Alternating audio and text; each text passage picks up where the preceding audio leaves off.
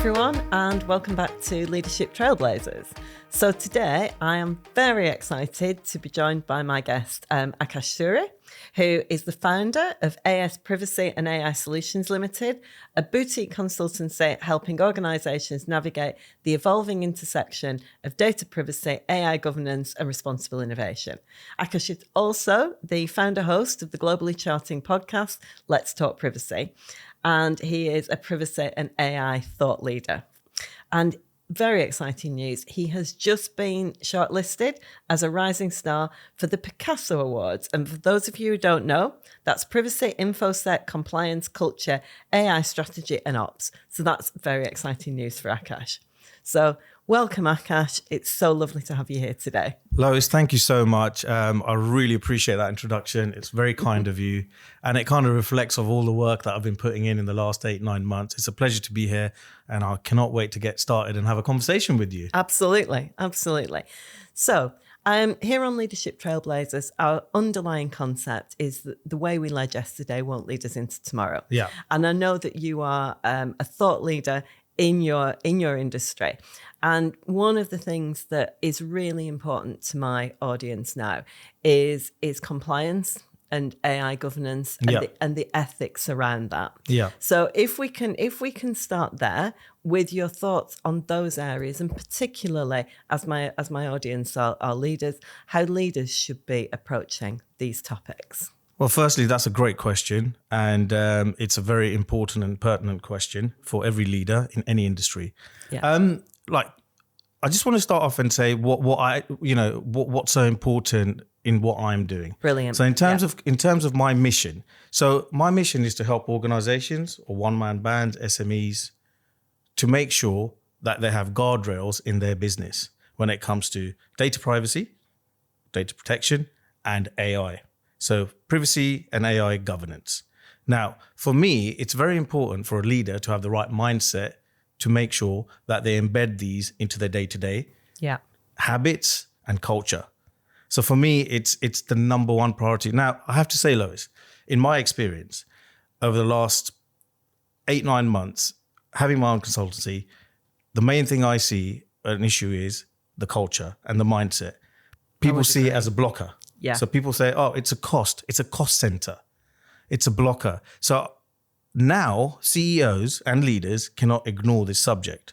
So this is actually a CEO subject. Yeah, I agree. It's a board subject. So it's on the table with the board. So it has to be there. It's part of the foundation. And it's also a revenue driver. What most people don't understand, you earn trust. Trust turns into customers. Right? And you grow and it hits your strategic objectives. So I think, I would say compliance is the floor and the ethics is the ceiling. Yes. Right? So the compliance would be like the laws like the GDPR or the EU AI Act. Yeah. And the ethics would be the behavior towards it, which I was talking about. So I think it's a very, very important, it's a culture, it's a way of thinking. And it's not about, oh, I don't know what this is about, so forget about it. No, get the expert in the room. Yeah. Get someone like myself in the room and have that conversation. So I'll be sitting around, to give you a tangible example, you'd be sitting with a board of directors. You'd explain to them, this is what the issue is in the business. This is what the law says, verbatim. So this is regurgitating legalese. And then what I do is, and this is where my USP is, to make that leader understand, I'd convert that into plain, simple English and say, right, Lois, this is what the law says. This is what it means in plain English. And these are 3 smart, pragmatic steps you need to take to demonstrate compliance and satisfy the regulator if required. Yeah. And they absolutely love you for it. Absolutely. They're like, oh, we actually understand what's going on. So that's the gap that needs to be filled. Yeah. And then you've got the leader on board. But the leader, you have to almost convert that culture. I agree, because in the work that I do, because obviously, I coach leaders and I coach senior teams. What I often see is it's kind of like, we don't do this. Yes. That belongs with our IT department or, our data department. And I think that, but then they get really worried. Are we going to trip up somewhere? And I'm seeing that anxiety, but without any real idea of how to solve that problem. So, and obviously, I realise that your work and your clients, you will need to keep those confidential. But are you able to give us an example of a particular problem you've found in a business and a particular set of solutions, just so that people can get that clear? Absolutely. So I work with clients in the finance sector, in the health sector, to do with clinical trials, etc. Yeah. I've seen where clients don't even have a privacy program. Right. Okay. Yeah. And this is where you have to come in as a professional. So literally you're dealing with super sensitive information. Yes. So let's set some context. So imagine clinical trial information, health information, very personal, highly sensitive, high on the radar of a regulator, right? Where are the systems and programs in place to protect that information? They're processing that information. Yeah. It's traveling perhaps to different countries in Europe, etc. But where's the governance? What happens if we have an incident? All right. So I've gone in, created a privacy program from scratch. Yeah. So they're not even up to the AI level yet. Okay. So you create a privacy program from scratch. But one example I do want to use is setting up in-person privacy and AI training. Right. So the reason I mention this is because the first thing I do when I work with a client, first of all, they have to align with my values. They have to have, they need to have an appetite for cultural change, tangible cultural change. Yeah. I live by that. So how do we do that? Okay. So how do we get the leaders on board? The first thing we do is we train. So we do in-person privacy and AI training. So I'd have people in a room, 20 at a time, because we don't like it too big. And what we do is we deliver that training, and it's not death by PowerPoint. There is PowerPoint, don't get me wrong. But it's very interactive. We have quizzes, breakout sessions. We get people to present. We make it very relatable and personal. So you've got the corporate side, and then you've got the personal side. That's what we do. So go in there, deliver the training. Then they understand the ramifications of why they need to do it. Look, I got into data privacy for a simple reason, right? Because it's a fundamental human right that everybody should be able to exercise. And that was my why. How I got into it, we'll talk about later, I'm sure. But, for me, it's everybody knowing the information about that right. So the training goes in. After the training goes in, I set up a privacy program. But what I want to particularly focus on is a data breach incident response program that I set up. Yeah. So, set up a place where, okay, I need to contact this person if something goes wrong, whether I'm sure or unsure. Okay. And then what system do we have to use? What forms do we have to fill out if it's manual? Right. What information do we need? How quickly we need that information? Because if something's super, high severity, we call it, it needs to be reported to the regulator within 72 hours. So arming them with that basic information. And what if it goes wrong? What are the ramifications as a business and to them as an employees? Because if there's a fine, there's not only financial, which could impact your progression and bonuses, but also reputational loss, which is huge for a leader as well. Yeah. Because you don't win any more customers. So an example would be going in there, doing the training, and then setting up the data breach incident response. Yeah. But the rest of the privacy program too, without getting too technical, you need all that embedded in. And what would be in a privacy program? So you'd have the training. Yeah. You would have the data breach response. You would have a DPIA. What's one of those? So that's a data protection impact assessment. Okay. So you would do that on a process or a new piece of software you're bringing in. So all that is, in easy peasy language, is an assessment of what you're trying to do. So what type of information is it? Who are you sending it to? So that's to basically assess the level of risk. Then that spits out, okay, this is medium risk, high risk. Then what you do is it gives the organization a chance to put in mitigating controls in place so you can avoid that risk. Okay, so DPIAs, training, data breach response. You could go on and on and on. One of the most important things is a ROPA, which is record of processing. Right. So it's basically a data inventory. So what systems have you got? What data is flowing through those? Right. Who are the contact? Who are the process owners? So that's the type of things. And you'd replicate that with AI as well. And I think this is, I'm asking these questions because I genuinely would not know what was in a privacy program. You're not alone. And I think a lot of leaders wouldn't know. So, they might be listening right now and thinking, what's a privacy program? How, what's in that? And it can feel quite overwhelming. It does, yes. And I think this is one of the reasons that, your board, your CEOs, your directors are really struggling to get to grips with this, because they might, see somebody like you talking online and they might think, oh goodness, this is we've got gaps. We've got gaps, but also this is so overwhelming. And how do I personally deal with this? And so what I'm hearing from you, Aakash, is that it is so important that if they don't have the expertise within, and it's such a fast moving field, and we'll come on to AI in a moment, but if they don't have the expertise within their organization, and I would suspect a lot don't, that it's really important that they access that expertise. Absolutely, spot on. And to give you a real life world example, I don't know if you're aware, but Marks and Spencer had a data breach, a cyber attack. I heard about this, because I go back to the training, and I do want to mention that. In very high level, what happened was somebody phoned up a IT help desk and said, I'm from head office. You change the password on the system. They changed it. It brought the company down to its knees. Shelves were empty. They lost millions and millions. Yeah. The CEO was held to ransom. Yeah. People were staying overnight to try and rectify the issue. They'd stacked up computers in the office because they had to either pay the ransom or actually build up a brand new network, which they did. Yeah. So, but it's the simple things that penetrate. That's what I'm trying to say. It's the basic things like, okay, if that gentleman had the training and refresher training, not just tick box compliance. Now, look, I am very against that, because tick box compliance is, we talked about an assessment. Okay, let's do the assessment. Why are we actually doing it? Yeah. We need to understand the whole scope and the picture.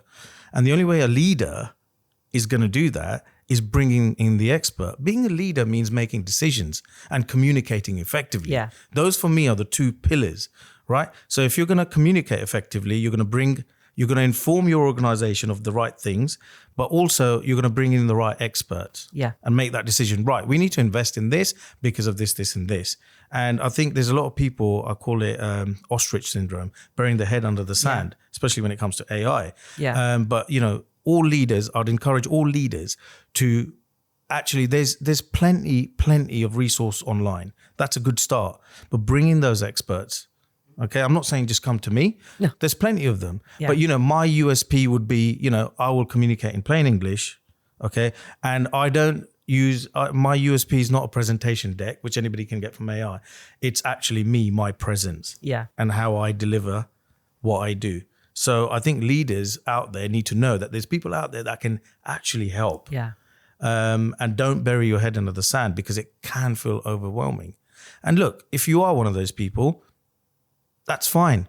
Acknowledge it. You can't change the past, and put plans in place to move forward. So can we move on to AI then? Because of course, as I say, and this is an area that when people are working with me, I'm hearing them say, we're worried about the ethical side of that. You've referred to professions like health. I do a lot in higher education as well. They've got students coming in who are very proficient in AI, whereas the staff may not be. And so they're juggling this whole kind of big jigsaw about how can we use AI responsibly, ethically? How do we put the governance in place? But also, how do we ensure that our students are not at risk in an ethical way? So, do you have any thoughts on that? Absolutely, and I completely agree with you. I've actually seen that at my son's school. And he's 8 years old. Just finished year 4 in the UK academic school system. So look, I get asked about AI all the time. So before we move to the governance, first thing I want to do is say, when people ask me about AI like you just have, I find it very scary, but fascinating at the same time. Sure. Yeah. Because you've got to move with the times, you've got to move with technology, right? When the internet came in, everyone was like, I'm not using it, I'm not going to do banking online. What's happened? Right. Everybody now does. Yeah. Yeah. The issue is AI is moving faster than policy. Yeah. Exactly. Yeah. And how do you keep up with it? Yeah.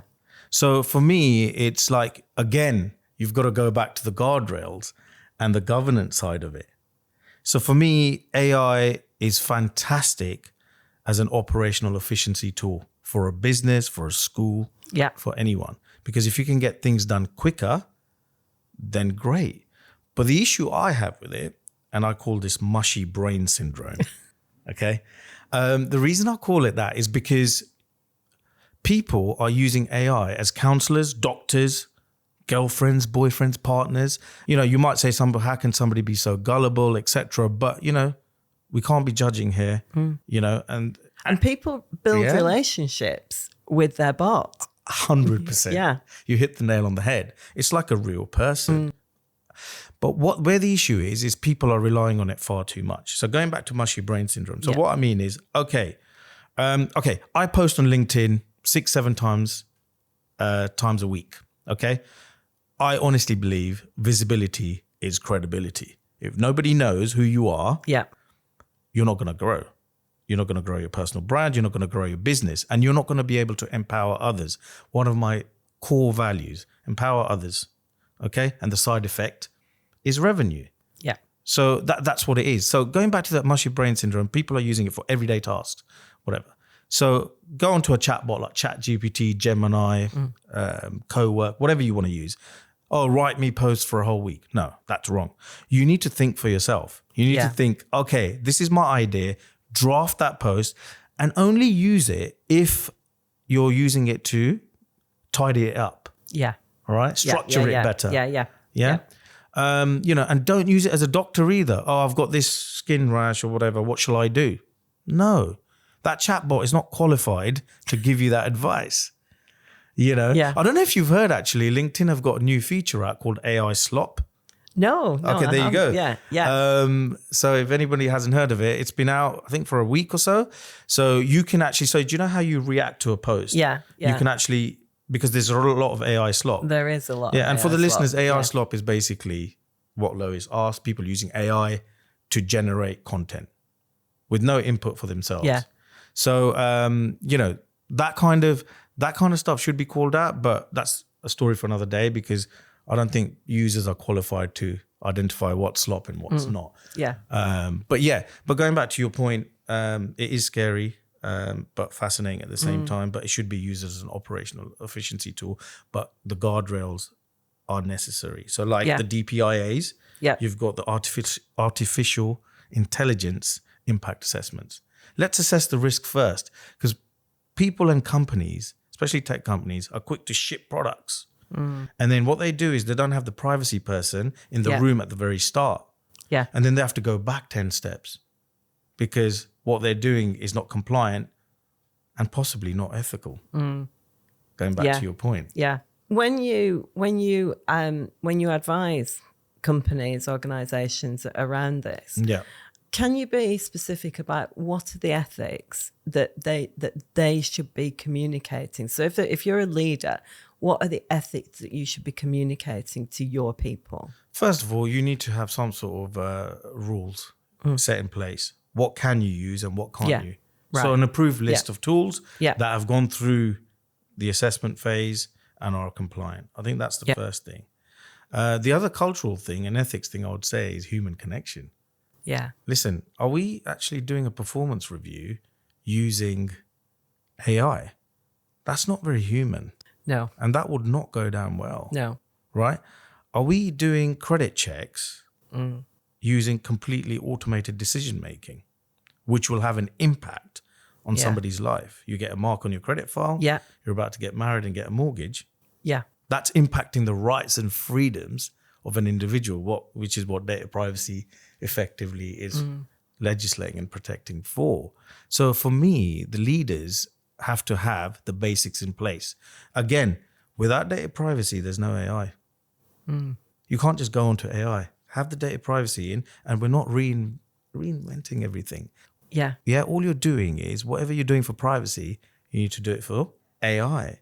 So have a set of rules, These are the tools that we can use that are approved and have been assessed. Yeah. Okay. Secondly, think about what you're doing. For example, I got asked in my last role, can I use ChatGPT to execute a task? I said, right, oh, that's interesting. I like, you're trying to be operational efficiency, Lois, is a strategic pillar for most organizations. So for me, I said, right, let's look at it objectively. Yeah. What are you trying to do? And the task was to assess surveys. So you get thousands of them. Yeah. Some good, some bad. Okay, a lot bad. Yeah. But what she was trying to do is assess the common theme that was coming out of it. Yeah. What are 60% people saying? What are 40% saying? So I said to her, remove all the personal information, names, any addresses, perhaps registration numbers in that context and scenario. And you should be okay to use it as long as we have an AI policy. Yeah. You see what I'm talking about? Absolutely. The foundation. Absolutely. So the leader, the first thing he needs to think about is, okay, is my data privacy in line? Because that follows on after that. Do I have an AI policy? What are the rules? What are the guardrails? So the guardrails might be, this system's approved, this is not. Why are we actually using it? Make sure you get approval and discuss the context. Like, if you're going to do someone's performance review, no. That's losing human connection. Yeah. And also, tasks like I've just mentioned, doing a survey, make sure you're taking precautions. Yes. All right. Yeah. So this is what I would advise people. What I would say is, Lois, there's not one size fits all. It all depends on the context. It depends on the industry, the sector. It depends on risk appetite. Yeah. Right. Some leaders are very risk averse. Indeed. Yeah. Yeah. So it depends. Some are like, well, no, I'm going to give this a go because the reward is great. Yeah. But, okay, let's do it. Like marketing's a big thing in a business. Well, we want to do this. We want to use this app. We want to market here. We want to do this. We could do it. Where I come in is I'd be like, so most, in my experience, people will say, right, that's not compliant with the GDPR. We can't do it. Close the book. Then they don't want to talk to you. Yeah. They don't want to understand the problem. I will be like, okay, what is it that you want to see? All right, okay, yep, okay, that's interesting. We need to grow the business. Where's the balance? Yeah. Thing is, I'm very pragmatic and I'll think about it's a strategic objective. We need to grow the business. So what I'll do is, okay, it's not compliant right now, but let's work towards making it compliant. Yeah. Opens doors, right? Yeah. You win people. It's great ethics as well. And you're like, okay, Lois, if I turn around and just say to you, sorry, Lois, can't do this. You'd be like, oh, that's a bit deflating. Yeah. So it's called being a blocker, but I'm an enabler. You got to try and enable things. AI and privacy is not there to block things. We're not saying don't use it. Yeah. Just use it compliantly and ethically, and don't lose that human connection. That's so important. There has to be a human in the loop. I keep going on about it. And actually that's one of the things that that I'm seeing in my work is that people are saying, we were a bit scared that AI was just going to, mean that we have no use for humans, but we're actually seeing more of a hunger for human connection.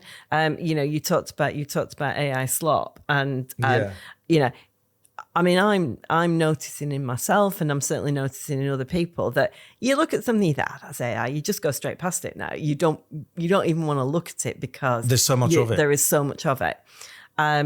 So I think that's one thing. Two quite specific questions that a couple of people asked me to ask you. One is about copyright. Mm-hmm. So this was a client of mine who's developing a new product, developing a YouTube channel with the assistance of ChatGPT, and they have the paid version.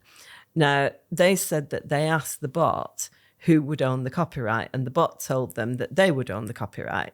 Is that correct? Okay, again, it goes back to context without realizing what the issue is. What I'll say on this point, without creating any tensions or confusion, there has to be disclosure if you're using AI. Right. I think that's the first point. Yeah. Yeah. Yeah. Because when we come to ownership, okay, it's not really data privacy or AI issue. It's more of a legal kind of Yeah. company issue Yeah. in that sense, Yeah. I would say. But where I would start is, look, okay, let's give you some breaking news. Okay. Yeah. The EU AI Act, right? So I've got the dates written down here, and I'm gonna go through them. So today is a big day. Actually, yesterday was a big day. So Article 50, without regurgitating legalese to all our listeners, it's basically a transparency obligation. Okay. So all I'm saying in plain English is, if you're using AI in your business to do anything, you need to be upfront and transparent and declare it. Right. So have you seen the Booking.com advert? Yes. Yeah? Yeah. Yeah. You'll see on there, they've said that this was created using AI. Yeah. Exactly the thing we need to be doing. Right. Okay? Right. So in podcasting, if you're using AI, look, to create transcripts, to create ideas, all of that, that's fine. But if you're cloning someone's voice, so Lois, if I'm not sitting here, by the way, guys, it's me, it's real. Yeah, I'm not. He is real. Yeah, I can show you. He is I'm real. not an AI bot, believe you me. So, people are cloning voices. Yes. Yeah. And not just to the host, but the guest. The whole thing is AI. Yeah. Where's the authentic nature of it? Where are the mistakes? We're human beings. We make mistakes. Yeah. I've fumbled on a few words already, but that shows that that's me. So what I would say to your question is, without getting into the legal side of it and copyright and ownership, the main thing from a data privacy and AI angle is make sure you're transparent. And as of yesterday, it is being enforced as Article 50 of the EU AI Act that transparency obligations now make a difference. And believe you me, Lois, going back to leaders, none of them even know about it. And they're going to hear about it listening to this episode. Just for our listeners, Aakash talked about yesterday being the important date when this came into force. Actually, this episode will go out after we've recorded it. So the date he was speaking about is the 2nd of August. So just make a note of that date. It's the 2nd of August. That's the date you need to be thinking about. But in terms of the ownership, who would actually own the idea? If it's been developed between, in this case, they're a director, between the director who's coming up with an idea and then getting AI to help him to refine that idea. Yeah, so it'd be the director who owns it, but it will depend on the contractual relationship with the vendor. So the vendor being what is he using? An AI system? Yeah, he's using ChatGPT. Yeah, so ChatGPT would be his vendor. Yeah. And he'd be the user. The contract would be with him. He owns the company. But he declares that he's used it to create or enhance or do what he needs to do. Right. Okay. Okay. Thank you for that. There was another very specific question, and this actually came from somebody who's in higher education. Okay. About how they manage the ethics around their students with AI, because obviously they will have a policy for staff, but students will be off doing, probably accessing all kinds of tools. Yeah, that's that's such a good question. And being a parent as well. Yeah. Not only being a privacy and AI governance specialist, you just think, oh my God, how do you manage that? Now, are you talking about in their spare time? Because in school it's governed. No, I'm talking about when they're at university. When they're at university? Yeah. Wow. Yeah. Okay, so it depends what they do in their personal time. You can't police that. Yeah, obviously. Yeah? Yeah. It goes back to mindset and cultural behavior. What are they teaching? Yeah. Are they showing real world examples of what could go wrong? Again. But, first thing is, while they're in the university and doing university work, they should be abiding by the rules set out by the AI policy. Yeah. What can be used, what can't be used, what should be doing, what should not. I mean, speaking of that, like people are using AI, right? So you can use AI for drafting a policy, for example, or going through a policy and, the policy is 80 pages. So you want to be a bit more efficient, right? Yeah. But you fact checked everything. Yeah. So you can use it for doing things of that nature. Yeah. Yeah. You can do it for putting training together. Yeah. But not delivering it and cloning someone. Of course. Yeah. Yeah. So in university, I'm going to be honest with you. How do you police that? I think this is the dilemma. Yeah. Yeah, precisely the dilemma. It goes down to, so for example, my son comes home and he says, Chat GPT is doing this. And I'm like, you're 8 years old. You know, so I try. So it's summer holidays at the moment. Yeah. And I'm teaching him about online safety. Right. So what I'd say is parents need to take a more hands-on approach. It is very difficult. Yeah. Yeah. And try and educate their kids like they would do with day-to-day life. Because you can't control what a kid's doing in his bedroom. No. On his phone. No. Right? Unless you put restrictions in, guardrails in. So similar what's you do in a place of work, university, at home. But for me, that question, the jury's still out there. How do you police it? But again, it goes back to mindset and culture. Yeah. And how effectively you communicate as a parent with your kids. So the absolutely the parents' role. But what I think I'm hearing as well is that you know, the universities themselves need to be opening up these conversations with their students. Absolutely. Yeah. Like I said on the And I'm sure some of them are, but yeah. Like I said on the outset, for example, you know, it's a cultural piece. It comes from the leadership. Yeah. Right. Yeah. So if they want to, it's their values. Right. A certain university might do things differently. It all comes down to their values. Right. So if you've got the right values, the leader is the one who's going to dictate those and try and educate people. And this is why training is so important. And this is why whenever I start a project, that's the first thing I do, whether they've asked for it or not. Yeah. I'll say you're going to have the training because you need to change your mindset. Yeah. Once the mindset is changed. So Lois, I'll give you an example. If I say to you, you need to do this assessment, that process, you're going to be like, right, okay, it's on my list. Oh, it's compliance. I need to do it, etc. But if I go through some training with you and give you real world examples of why you're doing it, it's going to be much more. You're going to be like, oh God, it's gonna land. Yeah.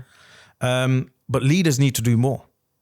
It needs to land with the leaders. Yeah. I assume everyone has a baseline knowledge about privacy and AI. They don't. They don't. They really don't. Yeah. So the training is bespoke and it's for new people coming into a business. Yeah. Because you know your customer service teams, they're the face of your business. Absolutely. They're the front door. They need to be armed with the knowledge. Yeah. They're your eyes and ears, right? But it needs to be fed up through to leadership and CEO level where they need to understand why they're doing it. And then they'll be able to decipher that down to the lower levels of management and to all staff. Yeah. So very important, very important. No, I absolutely agree. And I do see it as being a cultural mindset. Definitely. Yeah. Can we just do a bit of a shift now? Yeah. Because what I want to hear about as well. I mean, you've talked about your your mission, but you are a thought leader in this field, and I'd love just to hear. I'm mindful of time as well, but just to hear something about your story and how you see yourself in terms of leadership. I love the question, and I love the podcast that you're doing because I think it's very important. Because when you're a leader, people are looking up to you. Yeah. And being a thought leader in a space, people are looking up to you. Yeah. Your every word, everything you're posting. Now, look, I'll go back to step one. And this is a story that should encourage a lot of people out there. And I get a lot of messages about this. So 9 months ago, I was a corporate employee working 9 to 5. Okay. Yeah. Stable job, getting my paycheck in, comfortable. I've got a mortgage. I've got a 8-year-old son. I've got bills to pay like everybody else, right? Yeah. So why leave? There came a moment with a fork in the road. So while I was in this job, so how it all happened, and it'll be very interesting for people to know, because that's how you become a leader. You don't start off as a leader. Yeah? If you're showing traits of a leader, then you have to develop them. And that's what happened with me. Yeah. So I'm in there, I used to work in finance. I used to be, looking at spreadsheets all day. And it was good. It was paid well, and but it was boring as hell.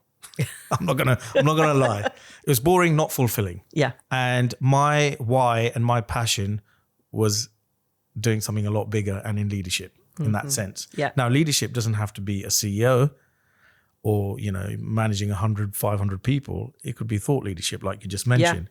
So I there was a moment a company got bought by a French bank, and my job was safe, etc. Because it was data privacy, very niche. Okay, a lot of people are like, okay, there was like 2 of us who knew about privacy in the organization.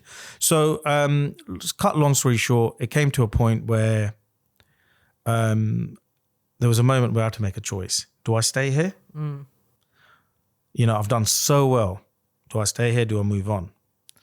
I made the decision to move on because in the last 3 years of how I obtained that role, I was put forward for it. I knew nothing about privacy, looked into it, found out about all the great things you can help people with and the fundamental human right.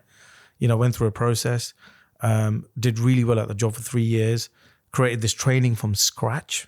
It didn't exist because it was tick box online compliance, where you get 8 attempts to answer a question. I just get people coming up to me and say, I had 8 attempts to. So I said, you don't understand it then. So tick box compliance is something I keep going on about because I really despise it. Because it doesn't really teach you anything. Absolutely. Anyway, so I had the training and I thought, I'm doing this training here, but I want to be able to do it for every company in the land to start off with. So I took the risk and didn't lose the chance. So I have a closing tradition on my podcast, which we'll talk about. But, cut a long story short, took the punt, left, started AS Privacy and AI Solutions Limited and the Let's Talk Privacy podcast. Fast forward 9 months, both are doing really well. The podcast is charting in multiple countries, including the UK, US, Canada, Asia, Africa. Congratulations. I know, awesome. Working with disruptive media has been awesome. And, I've got listeners in 70 countries now. I look and I'm like, who's listening to me in Vietnam or Philippines? But, being a leader, people are listening and you're helping people. Absolutely. Yeah. So I took that risk and didn't lose the chance. And, for me as a leader, that was my story in a sense. Now, my mission is to empower others. Yeah. That's what I wake up every day. I want to empower others. So that's my story 9 months in. And, I don't regret it. I encourage people to do it. And I've become and turned into a thought leader, helping others. So what actually happened is in my leadership story, I started getting a load of DMs asking me, because in the first 11 weeks, I launched the consultancy and the podcast. And they were like, how did you do this in 11 weeks? Right. But it's that mindset of a leader. Yeah. Okay. So I started helping people because that's how I am. And one of the days, the DMs were getting quite a lot. And my wife helped me out with the DMs. She said, you've got 35 DMs asking you the same question. You need to create a course. Yeah. And the course was born, which was called the 11-Week Success Blueprint, which was how I set up the podcast and consultancy in 11 weeks. And that's how I became the leader that I'm becoming today. And every day is a school day. Yeah. Learning. Every day. So that's my mission, to help others. And as a leader, you need to communicate effectively and you need to make decisions. Yeah. And that's what I'm good at. And that's what helps me with everything that I'm doing with the podcast and the consultancy business. So that's me, in a nutshell as a leader. And my core value is to help others. But as long as you want that tangible change. Yes. Because I'm not take your money and you're gone. No. I want to actually see you do well and progress. So for me, I'm very empathetic. You get my personality. You don't just get a textbook. And as a leader, I'm open to criticism. I'll take it. I look at it as constructive and evolve. I think as a leader, you have to evolve. Yeah. And I mean, that's one of the, my key values is that we are always evolving and we are continually learning. And when I work with somebody as a leader, that is one of the things that I want to get across. That if you're up for it, if you want to continue to evolve, I'm right here with you, and I'm going to be helping you every step of the way. But it's why we created Leadership Trailblazers, because the moment you stand still, you start to lose it, and that is particularly true of leaders. Yeah, and as a leader, you have to step outside of the goldfish bowl. Mm-hmm. Yeah, don't work in the business. We work outside it. That's how you can see what's happening with your culture. Really important pillar. Yeah, look after your people and look after yourself. What are you doing to develop yourself? Yeah, how are you evolving with AI coming in, different personalities coming in? Yeah. As a leader, it's very important to do that and not be stuck in your own rigid ways that worked 50 years ago, 30 years ago, 20 years ago. Or I always hear this thing I used to hear, oh, it's always been done this way. Yeah.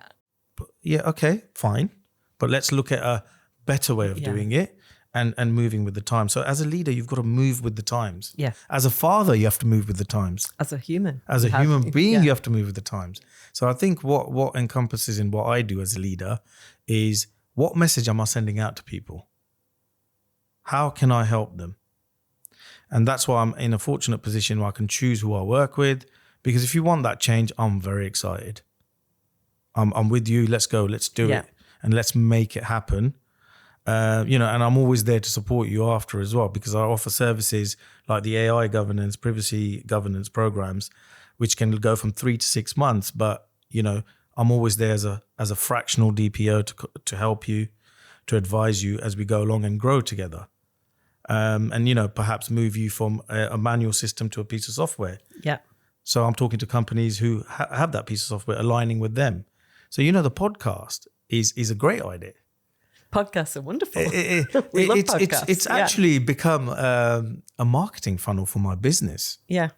And I'll be honest, I didn't set it out to be that at the very start. I'd love to say that I did, but as a leader, again, you evolve and you learn. So you have a conversation with someone, and then you have a strategic collaboration with them after. Yeah. Which is the beauty of it. So you're empowering others, but you're also growing your business. But more importantly, you're growing as a person, as a leader. Absolutely. And the work you're doing is incredible, because we need more of you. Because leaders need to accept the fact that they also need coaching. Yes, absolutely.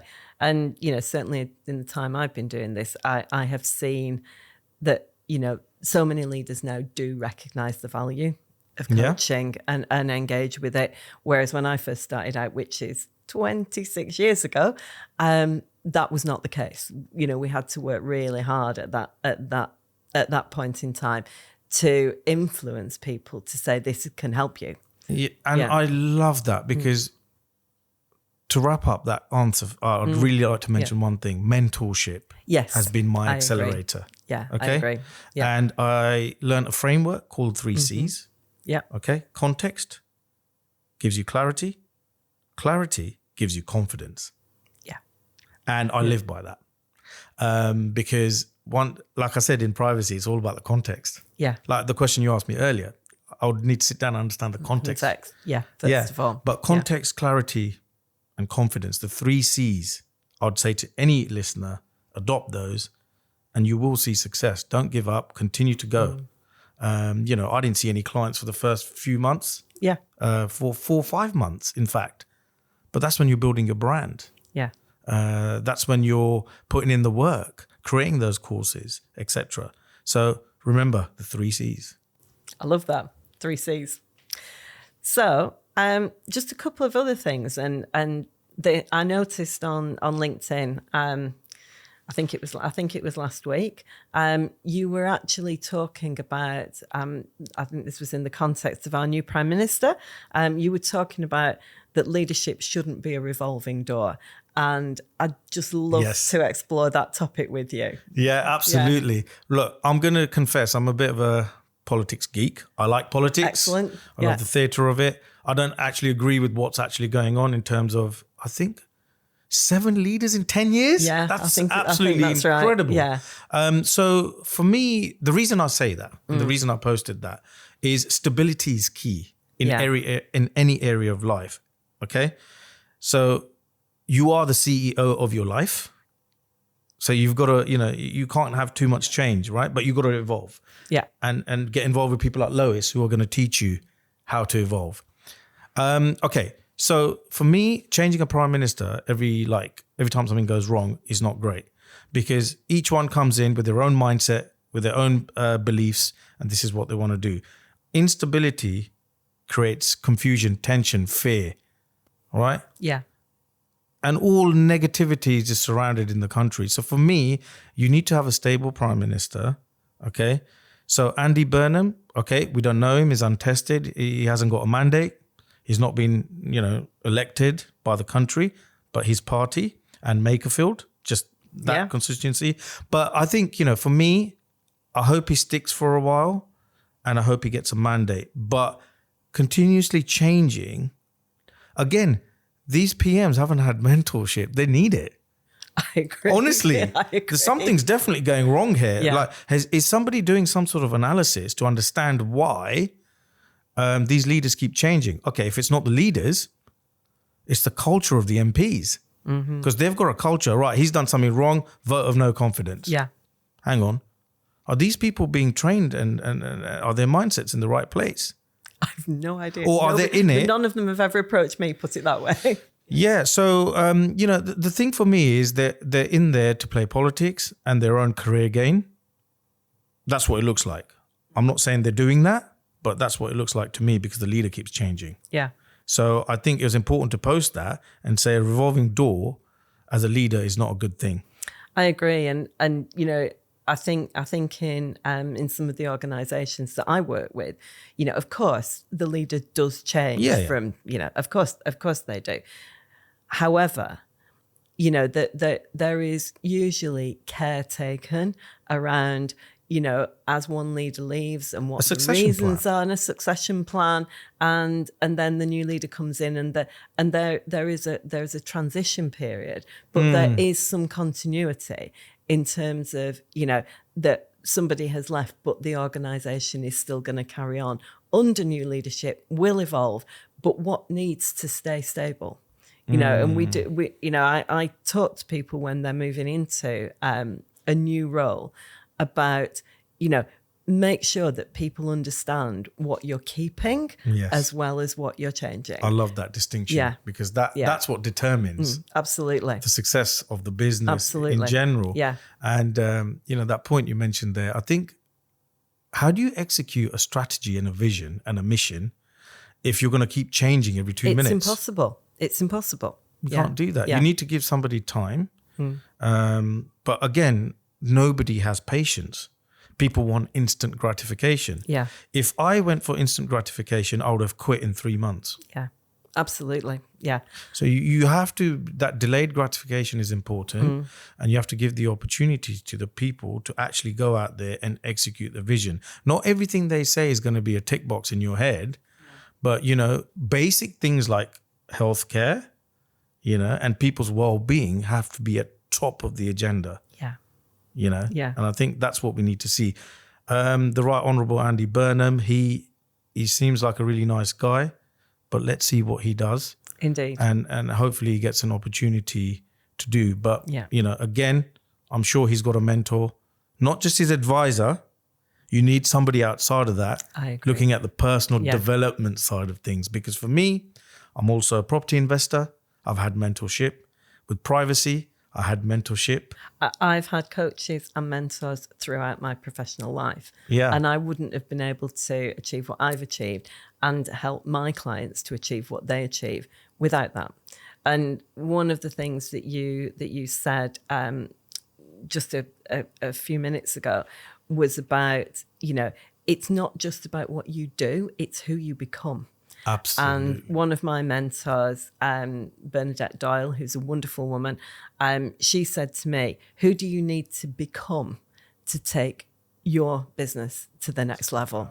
And that's what it is. And that was 12 years ago, but that has stuck with me always. Who do I need to become for the next phase? And do you find a lot of leaders don't know the answer? Yeah. But it's one of the questions I ask the people that I work with. Who do you need to become for the next phase, for this now to be successful and for this to happen? Drop the act, be your authentic true self. Yeah. My advice, it works. Yeah. Yeah. I agree. You don't put an act on, you go and deliver the best work. But many, many leaders, I think, particularly, CEOs, if it's a large company, they feel they have to perform. Yeah. And there are times when they do, there are times when it's right to do that, but people need to know who they are. They need to know what they stand for. They need to know what their values are. Yeah. They need to know what to expect from them and what they expect of their people. I always find important. I always find CEOs that have an open door policy, are approachable, actually are visible, are the ones that are most successful. Yeah. Yeah. And it's interesting what you said about the visibility is credibility. Yeah. Because one of the things that I often talk to people about, if they are moving into a significantly bigger role, Yeah. is that as a leader, you are always disproportionately visible. Yeah. So, you talked about people listen to, they listen to the words that you say and the language. And if you don't create clarity around that, they'll make up their own story.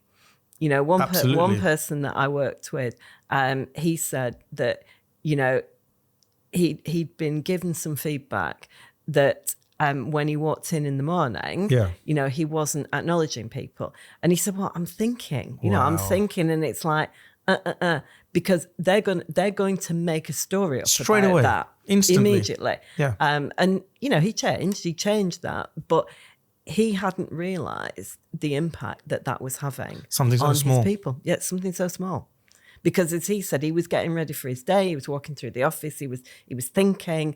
So he was just focused on that rather than focused on the people around him. But those are the people that are propping up the organization, Yes, number one. exactly. And number two, say hello to everyone from the janitor to the CEO. Yeah. Yeah, that's values. Yeah, definitely.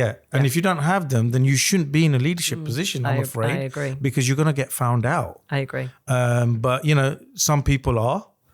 But I'm finding that a lot of CEOs are willing to utilize services like you offer. Yeah. Because they're willing to say, right, okay, I need to change. Yeah. And that's refreshing to hear. And we always say that as coaches, coaching is aspirational, not remedial. Wow. There might be stuff you need to fix along the way, but it's about who you can be and what your potential is. Yeah. You need to know that first to start off with. And I'm sure the clients that you work with, that's a big part of it. It is. Just a couple more things, questions that I've been asked to ask you. And this is just going back. You talked about the risk you took when you left your corporate role and you became an entrepreneur. Somebody on the LinkedIn channel asked me to ask you, what was the riskiest decision? What felt like the riskiest decision? Wow, I remember this now. I remember. I think it was Nav. Yeah, it was Nav. Hi, Shout Nav, out to Nav. Thanks for the question, buddy. Look, I had a choice, right? I could have stayed comfortable. Yeah. The riskiest thing that I would have done would have been stay there, not actually make the jump. Yeah. Because people would think I'd say, oh, make the jump. That was risky. Of course it's risky. Of course it's risky. One side of the brain says, no, you need the money, you need to pay your bills, you need to do this, you need to do that, you need to do this. But the other side is, who do you want to become? Yeah. Yeah. What do I want to give my son? What example do I want to set? He's actually doing podcasting now because he watches me do it so much. I love it. He's like, welcome to the Let's Talk Privacy podcast. My guest is Daddy. But going back to your point, the biggest risk, Nav, would have been to stay where I was. Because I'm telling you now, the atmosphere becomes toxic. Yeah. My mum said this one thing to me, and I've got to share it. Life is not a dress rehearsal. You get one shot. Take it. If it doesn't work, you can always go back. Yeah. Wow. When that landed, it was so profound. I was like, yep, I'm going to do this. So the biggest risk would have been to stay where I was and not share the God-given things that I can give other people and empower people with. That's not fair. I've been put on this earth to share this. Yeah. I've got to share it. I've got to help people. I can't just help the same people in the same building. No, there's more to me than that. What's my purpose? And my purpose is to help the masses, right? You don't need to be a lawyer to be in data privacy and AI. It's not about chasing certifications. Yeah. It's about empowerment. Yeah. And mentorship, which gives you the context, clarity, and confidence to lead well.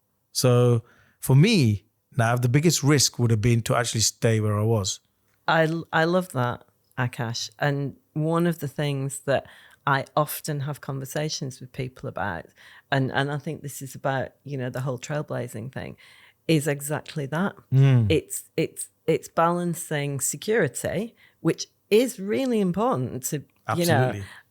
with, can I be something more? Can I offer something more? And somebody one of my coaches said to me, if I had stayed, my soul would have died. Wow. Me too. And that was really important, I think, for her to acknowledge to herself. She wasn't really saying it to me, she was saying it to herself, because it had been a struggle for her to choose to leave the position that she held, which was a really good high profile position, and move into something that was a lot riskier. Yeah. But she really realized that risk was not the jump, it was the staying still. And I think that is so important for everyone. And I think the acknowledgement part is really key. Yeah. It's really personal, because once you acknowledge it, that's when you know, okay, something's not right. I need to make a change. You know, a famous mentor once said to me, if you don't risk anything, you risk everything. Who used to tell down the line that your health's going to be great? Yeah. You're going to have the motivation. Yeah. You're going to, have the drive and passion. I'm full of drive, full of passion. We noticed. Yeah. And who's to say in, 30 years, if I just stayed in that job, I'll say, Lois, do you know that corporate job I was in? I was getting good money. I stayed in it, but I crushed my dreams. I'm not happy now. Yeah. I'd like to add a point for the listeners. Yeah. And this is really key. Yeah. So I think everyone. Yeah, it's key to have a supportive partner. Yeah. It's not easy, right? And my partner has been so supportive of me, and I could not have done it without her. Yeah. Moments where I'll say, oh, have I made the right decision? Of course you have, right? Am I going to do good at this? Of course you are. Don't worry about it. You're doing the right thing. It's fine. Carry on. That has really helped me. And having a supportive partner, 100%. if it goes the other way, you're struggling. Yeah. Because they'll be like, maybe a jealous partner. I'm just going to be Can real. happen. Yeah. Maybe a partner who wants you to fail, right? If you've got that, then you're up against it.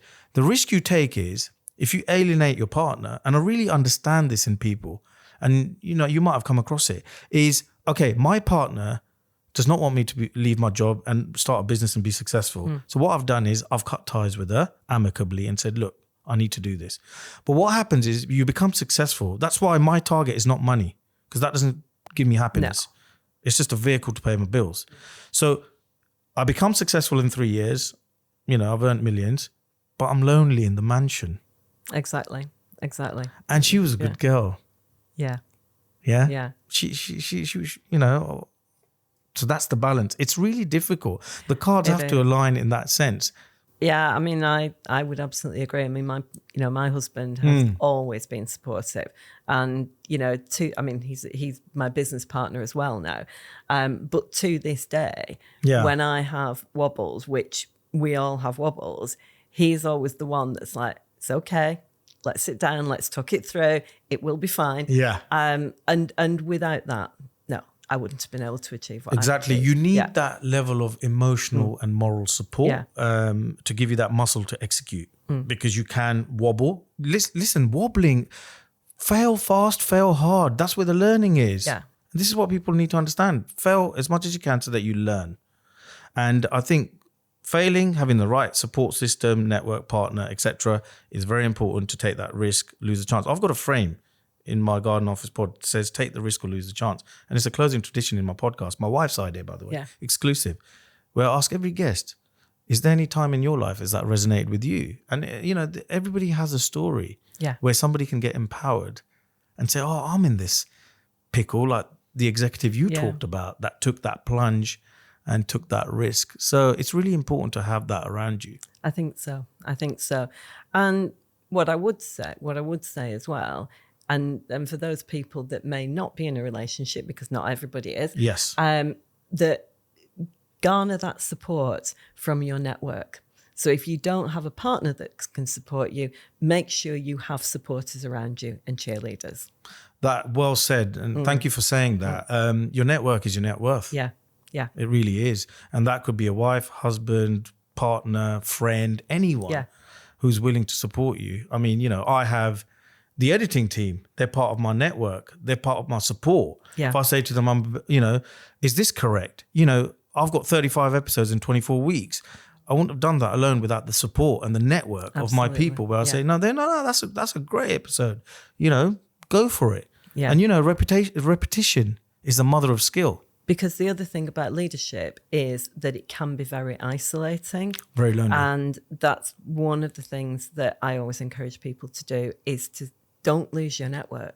Don't lose your people along the way. Can I share something? Of course you can. Yeah. Yeah. It's a program we're watching on Netflix right now. Okay. And it's called The Designated Survivor. I've seen it. Yeah, I know the program. Yeah. So you got the cabinet gets bombed, Yeah. and literally the designated survivor steps in to be the president. He's not Yeah. prepared. He was a junior minister for housing in the administration in the United States of America. He comes in, and you'll see a trait. It's all about decision making and having the right support system around you. Yeah. So his chief of staff, his national security advisor, trusted advisories, right? Yeah. And then he just has to make decisions. Yeah. And it's about who you want to become as a leader. Absolutely. Yeah. That encapsulates this really well. Yeah. And we're watching it and it's really good. It's got good. a lot of teaching in good. it. Yeah. You know, it's not like Netflix and chill. I like watching something that teaches you something. Yeah. So I thought I'd mention that and I'd recommend it as well. Yeah. I agree. Great program. Yeah. Okay, Aakash. So, as we're wrapping up, can I ask you two things?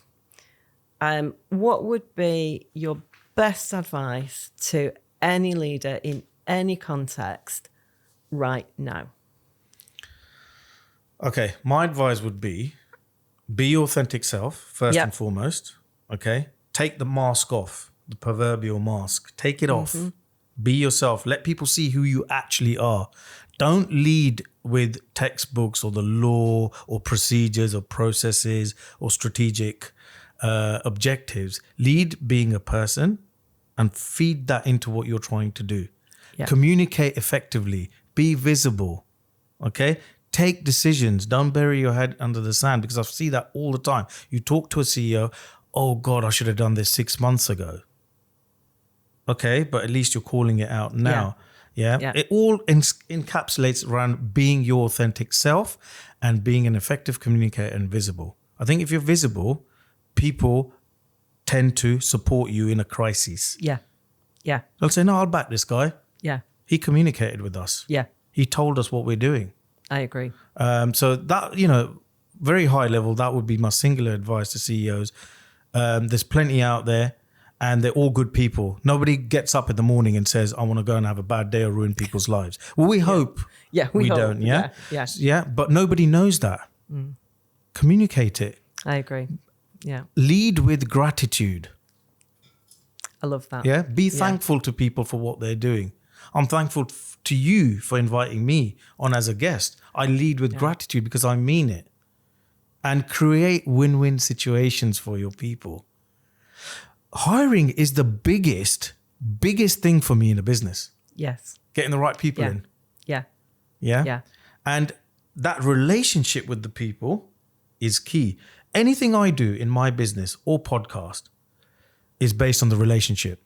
So Lois, I've come on your podcast. We're going to work together. We're going to build longevity. It's not a one and done. Yeah. Let's keep this going and create win-win situations where you win, I win. It's not just a tick box going back to compliance. Definitely not. Yeah. We're here to help and empower and we both win. So that would be my advice to leaders. Thank you. Thank you for that advice and leading with gratitude again. Thank you so much for coming. You're most welcome, for coming on the Lois. show. Just before we close, what I'd like to say is if people want to get in touch with you and they're interested in your work, how can they get in touch with you? Look, I've got a brand new landing page called letstalkprivacy.com. Go on there. You can apply to be a guest on my podcast. You can look at the services that I offer. It will lead you to my LinkedIn page. DM me on LinkedIn, personal or business page. We'll put the details in the show notes. Yeah, the details will all be in the show notes. Yeah. So you can click on and come on to me. What we do is we have a quick call. And then if you're a right brand fit for the podcast, you come on. If you've got a message to share, what I would say is on this platform is I'd like to give people a voice, give the voiceless a voice. People are doing great work out there. Yeah. And they need to be heard. And that's one of my things. One of my whys about the podcast is to inspire the next generation of privacy pros. You don't need to be a lawyer. and also give a voice to people who are doing absolutely fantastic work. So if you see the 35 episodes I've done so far, in the long form side, I've given people who are not well known an opportunity to speak and share their work and grow them, because that's my why. Yeah. On the consultancy side, yep, please connect with me. I've got privacy and AI governance services. I've got the training. I've got the 11-week success blueprint. Go on there and check it out. Whatever you need, let's get in touch. Let's make sure we align on values and we can work together. And I look forward to it. Wonderful. Thank you, Aakash. And as I say, everybody, all of those details will be in the show notes if you want to get in touch with Aakash after today's show. So thank you again. Thank you, Aakash. That's been a great episode. My pleasure. I've thoroughly enjoyed it. And where's the time gone? I know. Thank you so much, Lois. Okay. Cheers. Thank you.